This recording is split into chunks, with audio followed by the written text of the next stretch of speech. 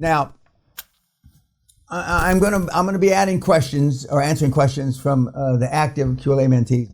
I was somewhat surprised of all the ones that we contacted. Only 70% responded positively, that a little over 70%, that they would be interested in giving me questions and or just participating and being able to listen to the webinar, i.e. we're doing this. My educated guess is probably as good as anybody's on the planet, notwithstanding my successful track record of calling so many things that have happened and come to fruition. But I get no joy out of being right about the tsunami. I said it the first day of the shutdown seminar that we had here a few weeks ago. I get no joy of being correct because I know it's displaced a lot of human beings. A lot of people will never recover from this. There's going to be bankruptcies. There's going to be awful things. People are going to go without food. That's just life. That's part of life. But I said, if I had to wish for three things from Allah, I would have wished for Trump as president. We got that, right? I would have wished for low interest rates. We got that. And I would wish for a calamity of chaos, that from chaos comes order, and by Allah's will, we fucking got that. This is the perfect motherfucking time. I've lived through one of these. I know what I'm talking about. We went the fastest growing energy company during the great oil decline of the early mid 80s by accident. I was always looking for money and I was always looking for deals, and we were one of the only energy companies that had plenty of money for CapEx, plenty of money for exploration. And that's when I enlisted the Mexican government, the Japanese government, the Kuwaiti government, to name three, to be our benefactor, so to speak. But I just kept on buying deals, and by the grace of God, the biggest deal that I made in those days was right at the bottom of the market, before the market turned, at $8 oil. Oil went down to about $6 and then rebounded up to 14, 18, 20, 24, and then the rest is history. Now this is 35 years ago, or 30 plus years ago, and you got to keep buying. There's a saying in the drilling business, the oil business: we're going to drill our way out of this motherfucker. Let's rotate to the right. Rotate to the right means that's the way the drill bit goes, to the right. And all I can tell you is just keep pulling the trigger. And I hadn't figured out seller finance like I know it now back in the day. If I had understood seller finance better back in the day, I would have made 5 times more acquisitions, is an exaggeration. But I at least would have made 2 or 3 times more acquisitions. And that's how I took $800 and turned it into about $500 million. You got the opportunity here, kids. Everything I answered, I'm about to answer now, is directly or indirectly answered on YouTube or during the seminar or on one of the slides or one of the templates. Contrary to what some people think, as I said at the one-day seminar on January 18th, earlier this year, even the templates are online if you look hard enough. It's quite remarkable. This is our time. If we don't take advantage of this, as I've asked many times, what are you going to tell your kids and grandkids 20, 25 years from now that you did before it was the greatest transformation of wealth since World War II, arguably in the history of the world. But now it's the greatest dislocation of wealth. It's not a transformation, it's a dislocation. And you are poised. Now, everybody that is getting these answers to these questions I'm about to do has been to the seminar. Some of you have been to the seminar more than once. Some of you have been to the seminar 3, 4, 5, 6 times. Some of you that are going to listen to the answer to these questions have been to the hardcore But all of you have been privy to the seminar in one form or another. And you had access to, slides and the library on my site. This is the time to use it. You got more downtime now. You got more downtime because you can't travel. You can't do this. You can't do that. You can't go to the show. You can't go out to dinner, etc., etc. I've already said sarcastically, I've gained 5 pounds during the lockdown so far because I'm eating more and drinking more. And even though I'm working out more in the gym, I obviously am eating more than I'm working out. But you've got time to hone your skills. People are taking Zoom calls and Skype calls that never would have answered your calls before because they have no other alternative. Remember, and I told you, when you're getting through the secretaries, the people that are guarding these potential owners, which are potential sellers to you, you are calling them about a potential joint venture. And that's how you get past the guard keepers of these guys and gals. You will kick yourself to death if you don't take advantage of this. Some of you kids are already taking advantage of it. The fact that we have acquisitions closing since the Corona thing started and since the lockdown started, more or less the worldwide lockdown, we've had deals close. And virtually all the deals, with save one or two, have renegotiated the prices or made part of the prices that they're willing to pay contingent on what the business does going down the road. That's the only way you can do this, and that way you can suck this potential seller into the vortex where they feel that they're going to somehow get part of the upside, and they're falling for it. And I don't mean that you're conning them. They are they're all afraid. Most of you that are going to listen to this are afraid, but that's what separates you from the other guys.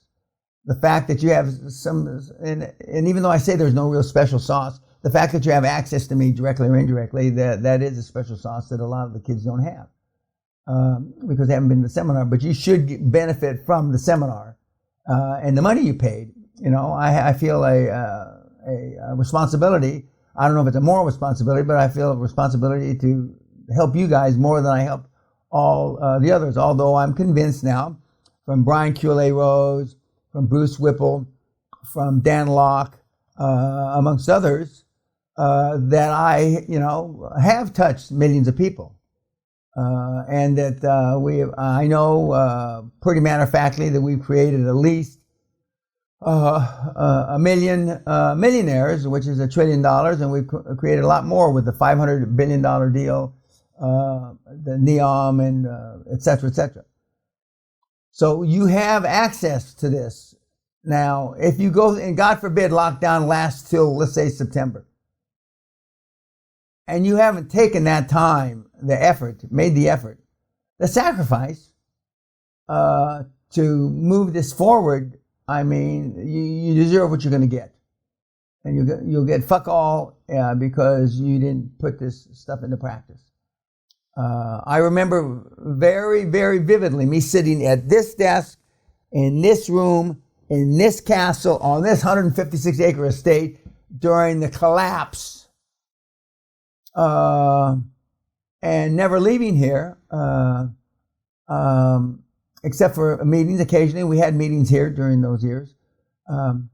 But you will just pound yourself to death for not taking advantage. Now, whether we do another Q&A, I'm not sure. I'm going to see what I see the results of this Q&A. We're working on something special. We haven't figured out the title for it. I said sarcastically, a Corona COVID-19 mercy fuck present to everybody, not just you, but everybody that follows QLA. But we're still working on it, and that will come out in the weeks to come. Ideally, we have a seminar supposedly for early June planned, but I doubtful it will happen. although we're set up, if they increase the spacing from 2 to 50 again, we can, because we're situated here, we can sleep 24, 25 people individually. We can feed them at the table separated, and we can have them seated separated. I personally like having the seminar in the pavilion. It keeps all you fucking meatheads out of the castle so you don't steal the silver, I say tongue in cheek. So I'm doubtful that the June seminar will happen. Hopeful, but I don't think it'll happen. And then if it doesn't happen, then we're hopeful that in July will happen. But there may not be any seminars for 6 months. Okay? And so we're going to have to come up with creative ways to produce content that is meaningful for you guys and gals to watch. I say again, healthcare and IT, you stay along, because one of the things that's going to be a benefactor of this, other than people are going to be more interested in their health, is that the people are going to be more internet oriented. They're going to be internet oriented, and you can short everything else. You can short everything else. Don't be trying to pick the bottom of the market. Start the negotiation now. And remember, due diligence is a euphemism for knocking the price down. One of the questions that I wasn't asked by you although I've gone through the questions, I'm going to answer. Now, nobody asked me in the questions I'm about to answer, because I've gone through them at least 4 or 5 times, is how do we perform due diligence during the lockdown? That's a good fucking question, and not one of you cocksuckers asked me. Not one of you. But this is going to be a time that the due diligence can still take place, but maybe only one person, and separation. But if you can't fly, I mean, it adds another layer. But I'm not telling you to buy assets sight unseen. This is a time you use your 150, 200, 250 years of experience from your board members. This is the time that you ride these guys and you ask them for experience. And I'm on a few boards and I see how they react, and they're pretty fucking smart. If you ask them. If you don't ask them, they're not so smart. Or at least you can't see how smart they are because you haven't asked them. But this is affecting all of us. I'm not, the rumors of me coming back into the acquisition business are highly exaggerated. I have no intention of doing that, because then I'm competing with you. That's not going to happen. I'm not going to be investing in any stock markets or anything like that. I'm saddened that I wasn't able to attend the Warren Buffett, Berkshire Hathaway board annual meeting in a few weeks, although we bought a little Berkshire Hathaway stock so we could be in attendance. I'm wishing him good health so he can do it again in 2021. But okay, now listen carefully to the questions, and I look forward to seeing you, as they say, on the other side. Let's get started. Thank you. So here we go. I've got 2 healthcare deals in due diligence, but we haven't yet completed. Should I renegotiate the price? If so, when? I'm going to make a few comments based on this one question. Number one, as I pointed out in the most recent tapes of the seminar and on which have been published on YouTube, all deals since not just Corona started, but actually this year are probably worth between 25 and 50% less because it's a new world, it's a new environment, and some of the deals are worth nothing. And a few of the deals, a small percentage of the deals are actually, they should pay you to take them off your hands. So the answer is yes, you should renegotiate the price. And when we get on to answering it, how do we value them? You value them differently, because they're probably, if you look at the last 30 days, there's probably little or no cash flow. But we'll get into those questions as we go on. Lots of companies are going through a distress of financial turmoil. Who do you approach for capital to establish a buyout turnaround fund that we can acquire these businesses? You're not, okay? Any buyout turnaround fund is already in existence, or if they're going to start a buyout turnaround fund, they don't need you, okay? And whether you can acquire them for pennies on the dollar is questionable. But if you don't have a qualified board And the person that asked this question, who attended the seminar 2 or 3 years ago, should know better than this. But there's a lot of disruption, but everything's worth less.